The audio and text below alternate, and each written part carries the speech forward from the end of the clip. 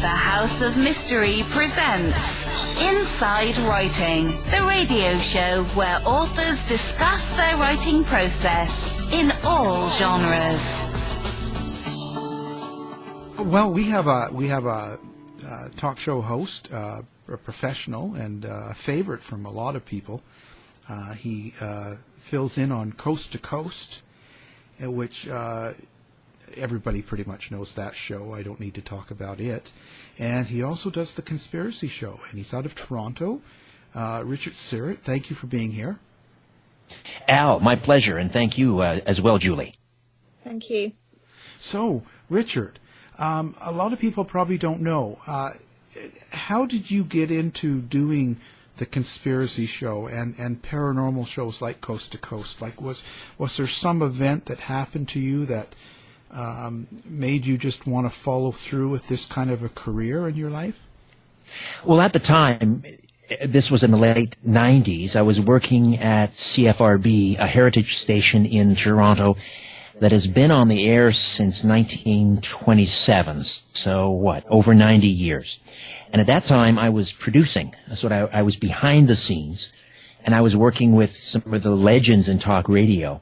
So I got to learn from the very best. And then in the late 90s, the program director asked me if I'd like to step behind the microphone and do my own show. At that time, they were really good at promoting talent from within. And so they would typically give someone like me a late night show overnights on the weekend when and where we can do the least amount of damage. So I was, my first show in radio was in the late 90s, Sunday nights at 11. And it didn't start out as a conspiracy or paranormal talk show. I was just talking about my life and just sort of the human condition, things that I thought were sort of relevant to everyone in their everyday lives. Not a hard political show or anything like that, just life. And slowly, the paranormal aspects kind of creeped into the show. At that time, we subscribed to a service called the Wireless Flash, and it was a great prep tool for talk show hosts. And there were little interviews with the contact number of the guest or the publicist. And I think the very first interview I did in this arena was on the Loch Ness Monster. So there was someone who was looking for Nessie, a hunter. I suppose not a hunter, but someone who was hunting for Loch Ness, the Loch Ness Monster. So that was the first one I did, and it got such a terrific response. I started introducing more and more of that into the show until I would say by 1999 it had virtually taken over, and it became exclusively about cryptozoology and the paranormal, and then of course 9/11 happened, and that changed everything for everyone, and that obviously took a huge, or began to dominate what the program was all about. So that's basically sort of the trajectory of how the show kind of took off. And then I hadn't really thought about it for many years, but I had my own paranormal experience in the mid 1980s. It was 1986, 87, actually, just after my father died.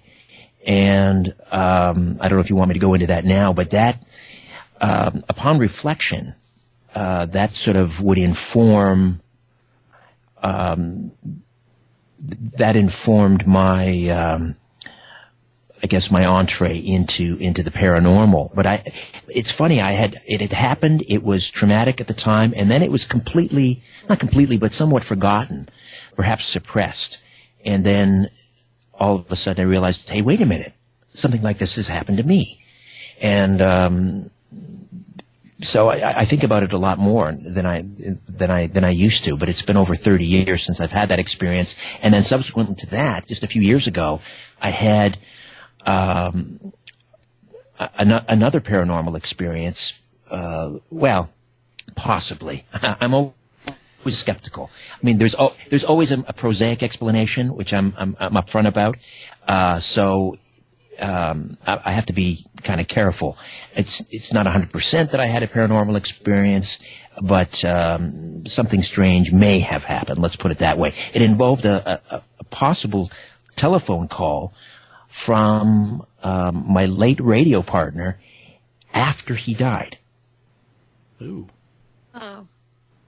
So when you were growing up, and I'm going to come back to that point, Richard, because it's fascinating, but when you were growing up, what was the belief system in the house?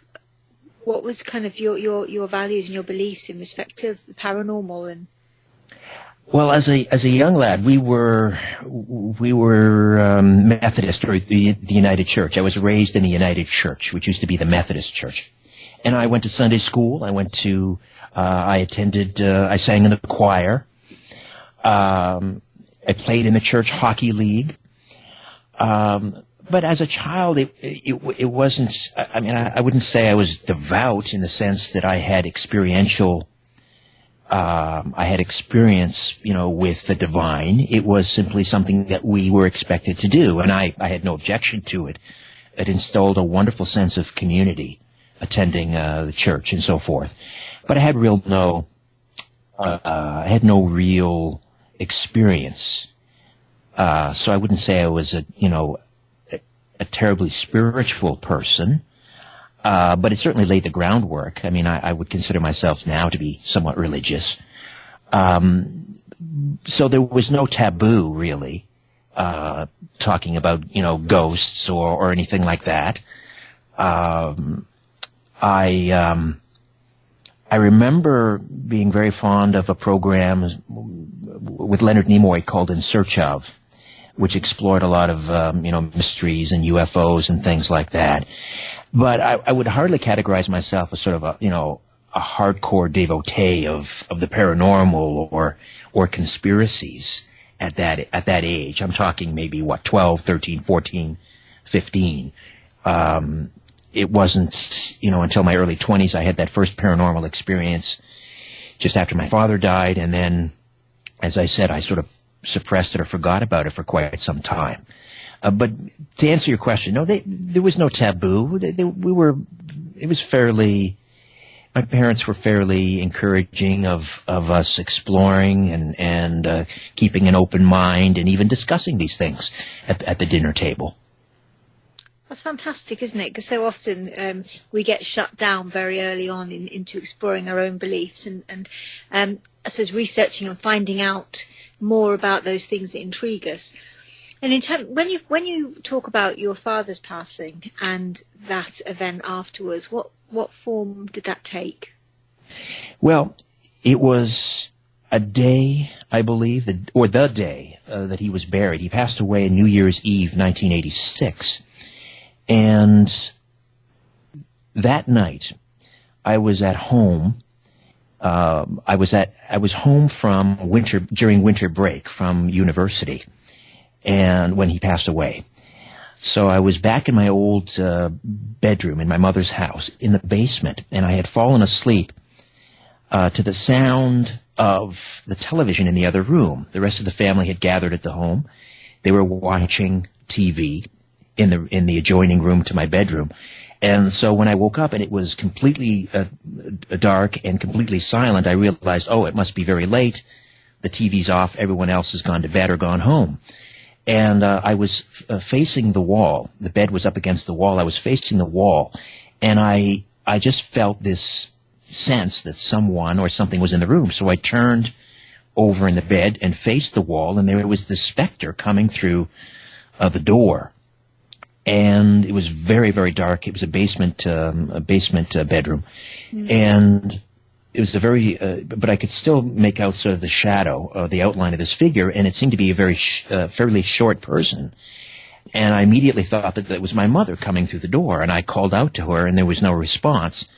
And the next thing I noticed was that I had this sweatshirt that had a University of Victoria insignia on it, and it was somewhat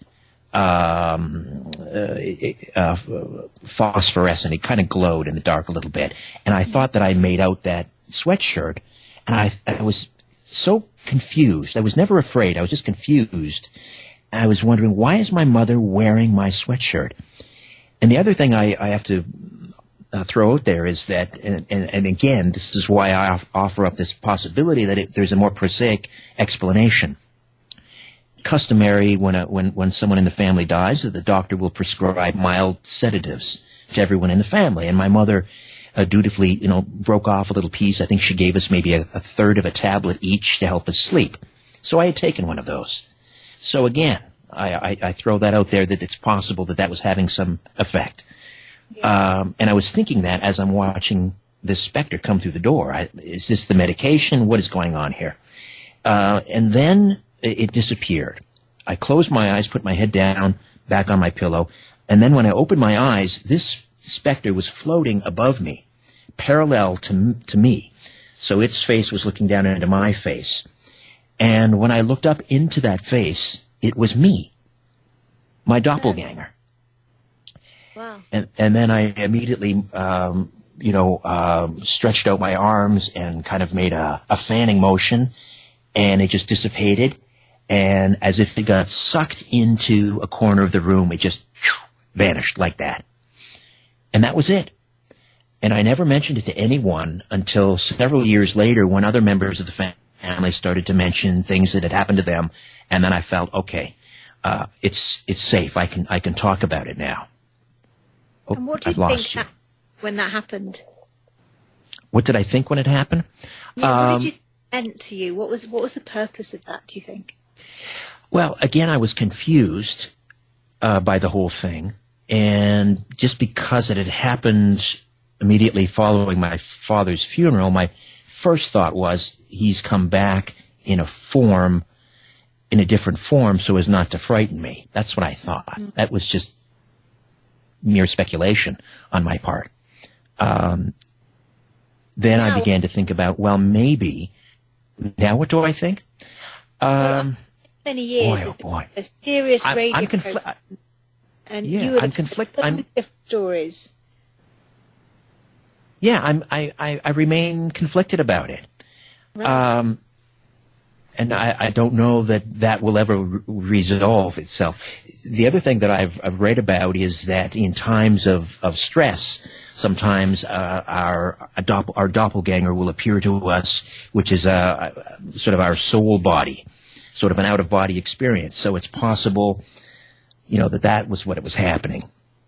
But I do remain, I have to admit, I remain conflicted about it to this day. I've not reconciled it. I've not sorted it out in my mind, and probably never will. It's fascinating, isn't it? Because all of the years of hosting that you've done, you've spoken to so many people and heard so many different experiences, and yet for you personally, that is still something that is so unresolved. Yes, and because I am naturally very skeptical, whether it's about conspiracies or the paranormal. I don't say I'm a debunker, but I am skeptical. And these things perhaps are not knowable ultimately. So from your very early days, when you your first interview about in terms of paranormal with the Loch Ness monster, a very British thing, what has been the most memorable interview you've had in terms of teaching you something, in terms of something you've taken away from it? Wow. Now, we have to sort of separate these into the various fields. There's the paranormal, there's cryptozoology, and the conspiracy field. So did you want me to address one of those, or? So all of them. Tell us, because this is so important for your learning. Your whole development is based on, isn't it? Your experiences, who you speak to, what information conflicts with that, how you make sense of it. I think it's fascinating how we develop through the views of others. Yes. Well, boy, that is a tough question. There are so many that I've done hundreds and hundreds over the years. So to pick one that stands out,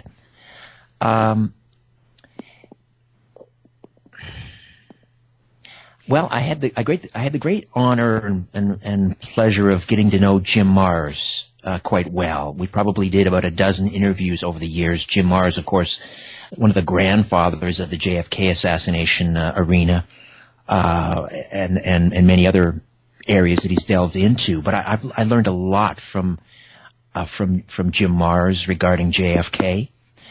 I remember being down in Dealey Plaza, and I had never been before, so I was just kind of walking around, and the phone, my cell phone rang, and lo and behold, it was Jim, who lived nearby in Fort Worth, and he proceeded to give me a guided tour of Dealey Plaza while I'm on the phone.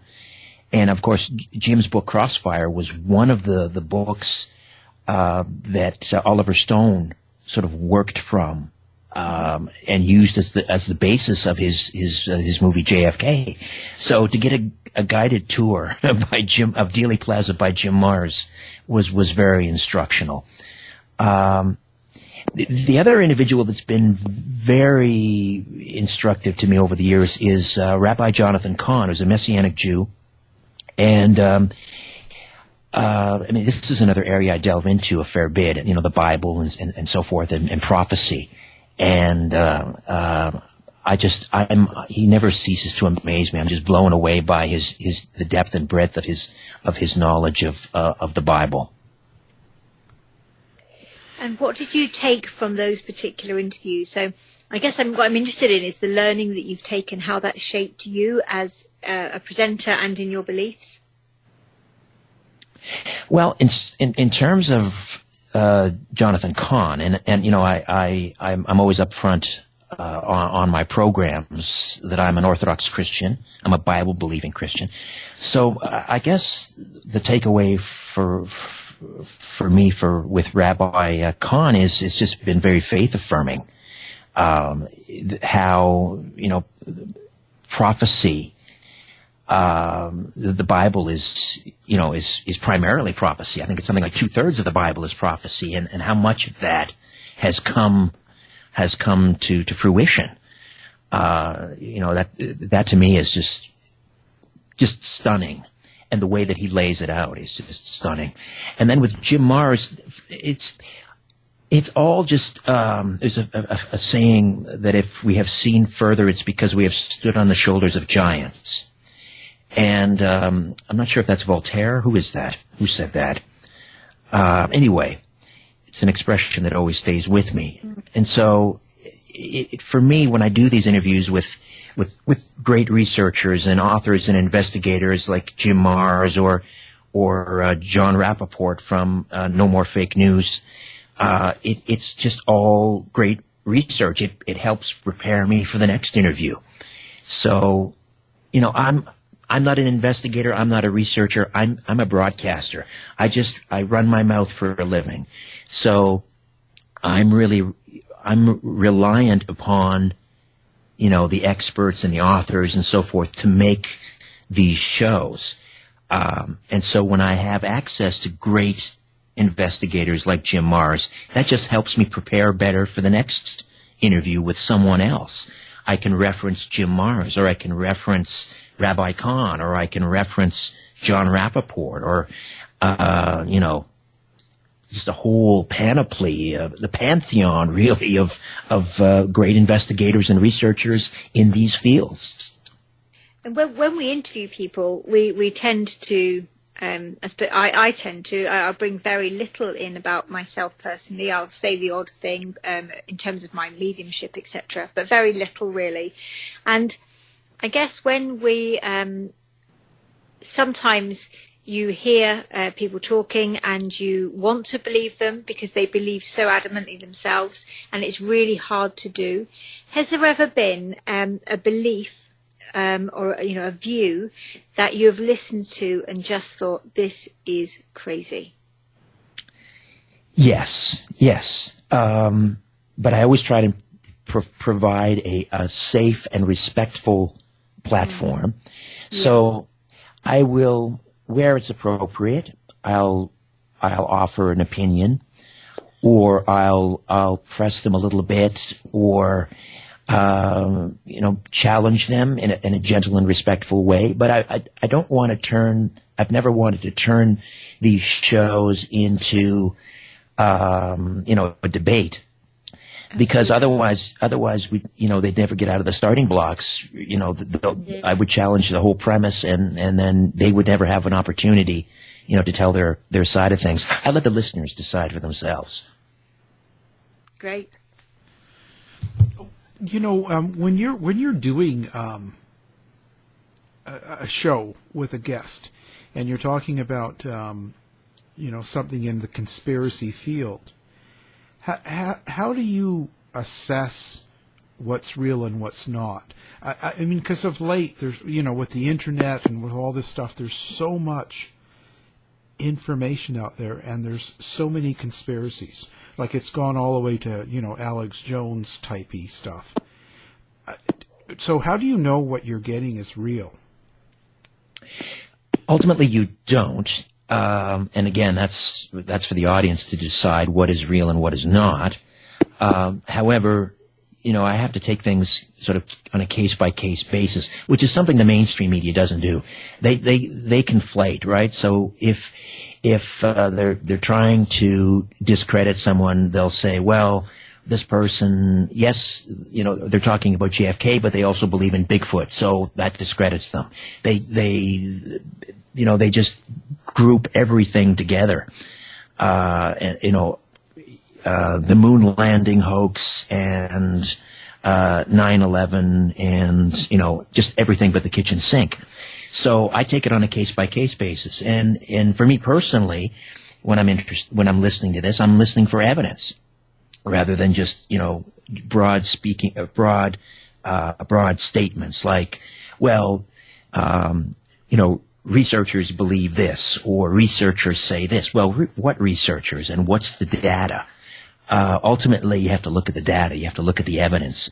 Now, when we're talking about conspiracies and things that happened 50, 60 years ago, obviously it's very, very difficult to provide the smoking gun document. But if you look at the preponderance of evidence, to me, that's what you're looking at. JFK, for example, these overwhelming eyewitness testimony, documentation, to at least establish for me that Oswald either didn't do it, or if he did, he didn't act alone. So that's the way I approach it. I'm looking for data. I'm looking for evidence, and sometimes when someone has spent 10 years writing a 658-page book, that's not going to come across on the air. You just don't have time to drill down. So for the listener, they're sitting back and saying, well, where's the evidence? Well, you got to read the book. It's in the appendix. They've reprinted the documents in there. You don't have time to get that out on the radio.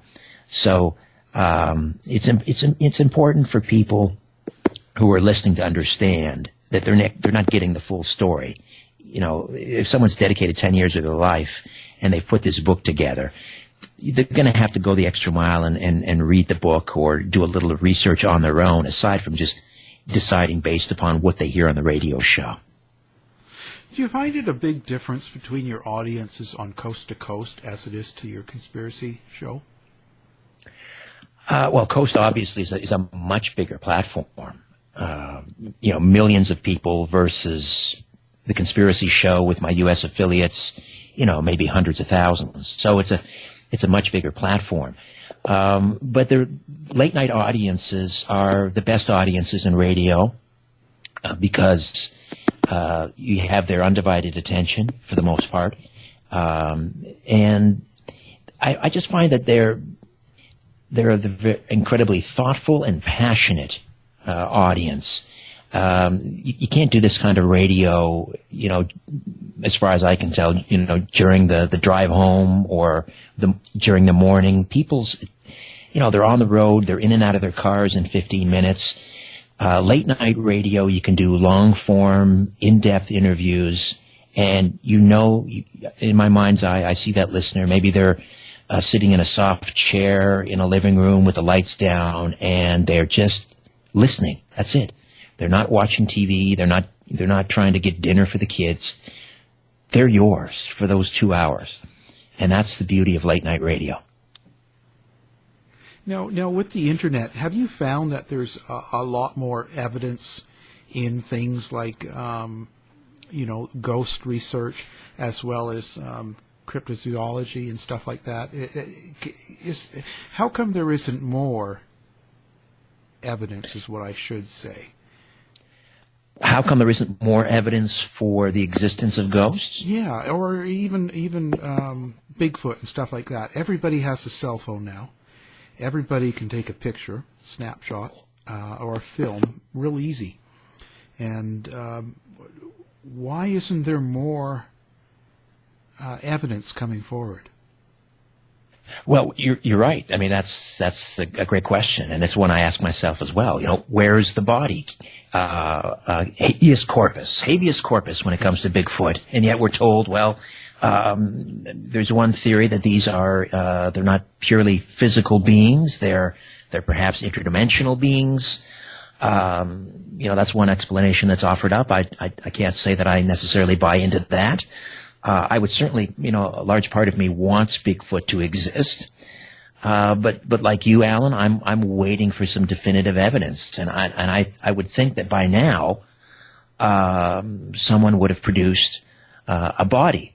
However, when was the last time someone discovered a dead grizzly bear in the woods or a dead mountain lion? Now, occasionally, one is they're hunted and shot.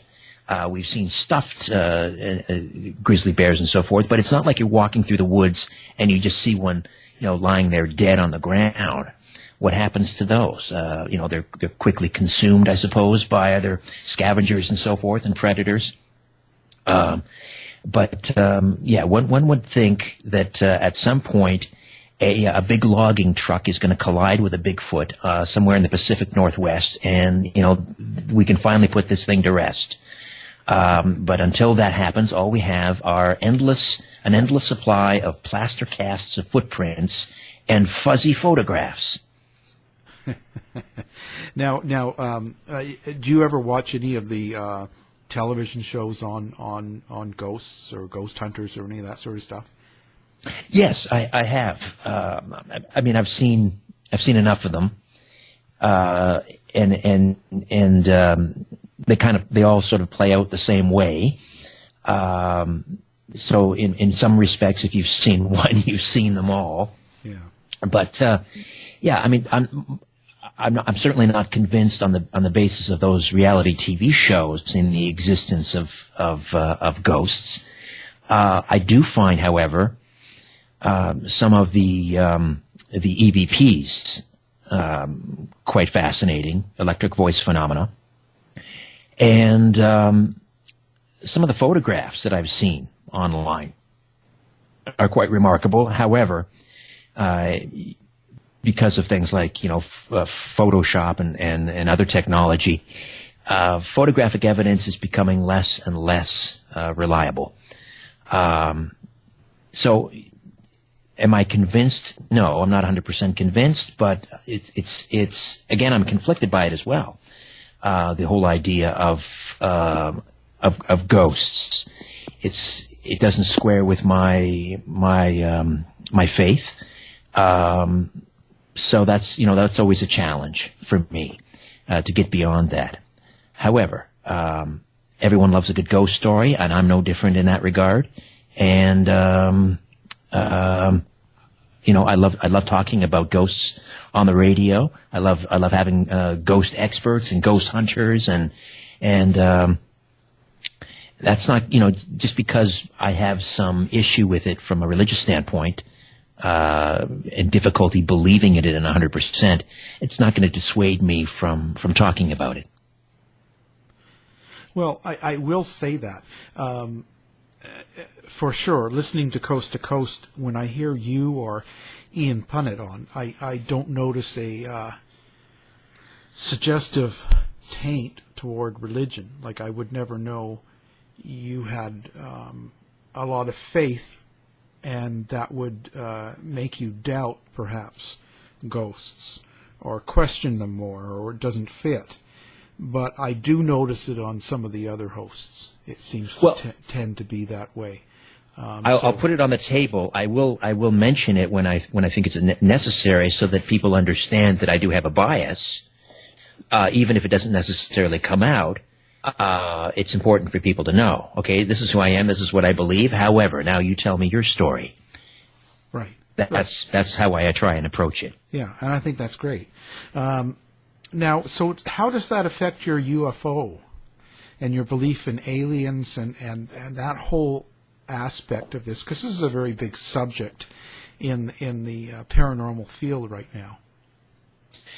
Well, here's an area that can get you taken off the Christmas card list really quickly, because this field is so divisive, as you well know. Yeah. Much as the JFK community, if I can use that term, very divisive, and Bigfoot, and every group has their schisms and so forth. But when it comes to UFOs, and I have stated this repeatedly, again, this is my bias, and it's not simply informed by necessarily a religious point of view. There's also some based on what I think is some common sense and so forth. But I do believe that we are alone in the physical universe. I think we are unique. But having said that, I do believe that what people are experiencing when they see a UFO or have an encounter or a communication with some being, I think it's real. The question is, what is it they're experiencing? And what or who is piloting these crafts? And so rather than calling them extraterrestrials, I refer to them as interdimensionals. And whether we're talking about whether they are from the angelic realm, whether they are angels or demons or what have you, I mean, that's the way from a personal standpoint, I approach the whole UFO ET issue. Because then, you see, I think then it fits the biblical narrative. If we're talking about extraterrestrials, it doesn't work for me. So if we're talking about interdimensionals, then it dovetails quite nicely with the Bible. I'm sort of, okay, can you explain that a little bit more? What do you mean by a difference in your opinion of interdimensional as compared to extraterrestrial? Well, if it's an extraterrestrial civilization, we're talking about beings that exist in on our plane of existence. They are from perhaps a distant galaxy. They've traveled from a different star system to get to Earth. So that's the extraterrestrial. Interdimensional, theoretical physicists, I think they're now talking about at least 11 or 12 hyperdimensions that exist virtually right in front of our nose. And theoretical physicists, I don't believe, speculate on what might inhabit these dimensions, if anything. But for me, I would speculate that some of these dimensions are inhabited. And what we're experiencing when we see a flying saucer or a so-called extraterrestrial might be an interdimensional. So it doesn't exist on our plane of existence. It's in another dimension. And when you read the Bible, it talks about not in so many words, but it strongly hints at the existence of other dimensions. And I do believe in an angelic realm. I believe in an unseen world. And so that's what I think we're really experiencing with UFOs and ETs. It explains a lot because, people will talk about UFOs seemingly sort of flitting in and out of existence. It's there, then it's not. And it also explains how they might be able to, it's a better explanation for me than the idea that they have traveled thousands and thousands and thousands of light years to get here. I just wonder about that. It makes me, and one thing that I question quite often is, it seems like someone comes out with an idea.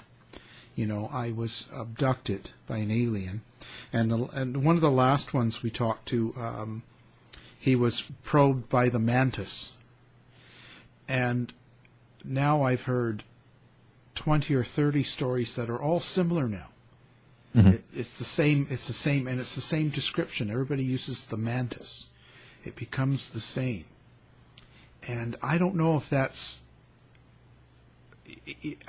something we're suggesting to ourselves, or is it something that's really happening? Well, you make a great point, Al, because if you go back to the Betty and Barney Hill alien abduction, which of course is the first sort of highly publicized incident in the 1960s, and at that time in the pop culture, we were sort of being inundated with these images of grays and so forth. And so, you know, that became sort of the thing, right? That's what everyone was experiencing. And as you say now, it's the mantis.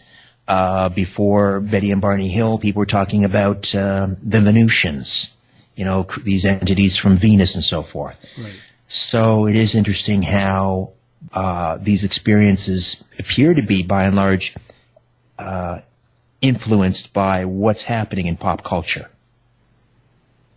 And linking to what you guys were just talking about, the kind of like power of suggestion, and how when somebody says, like for example, when we spoke to that individual and he said, well, I've been probed by the mantis, and mentioned little grey ones, and suddenly you hear more and more accounts of the same thing. That power of suggestion is, as we know, is huge.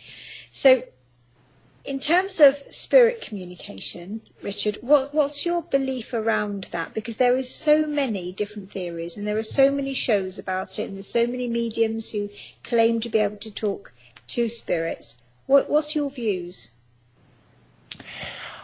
Well, again, conflicted. However, my understanding in the Christian tradition, certainly in the Catholic tradition, in the Greek Orthodox or the Orthodox Christian tradition, there is something called communion with the saints. And so for me, that opens the door to the possibility that there could be communication with people that have passed on. But I've heard contrary opinions from Catholics and Orthodox Christians on that point. So for me, I'm kind of struggling with it. If we can commune with the saints, and these are people that have passed on, why can't we commune with the spirits of dead relatives and so forth? But also I'm wary that there is a possibility that there could be a deception here, and that we're not necessarily talking to Great Aunt Ruth. We are being deceived by some, low energy or low entity, whether you want to call it a demon, or sometimes people just refer to the level of energy, a lower energy entity, so that we're not actually talking to who we think we're communing with. It's some other lower dimensional being. And certainly whilst living in Cyprus, that was, I guess, very much unsaid kind of theory, because you've got the Greek Orthodox Church, but mediumship is classed as magic, and it's an illegal act in Cyprus. Is that right? So, I didn't know that. Yeah, so and mediums get arrested on a fairly regular basis there. And so now many people will kind of fly out from the UK, and they'll do a set for holidaymakers in clubs and bars and things, and fly back again, so that they don't get the authorities. And whilst the Cypriots are fairly tolerant, as long as it is not overt and it's not kind of in their faces, people are still known, even last year, were arrested for mediumship.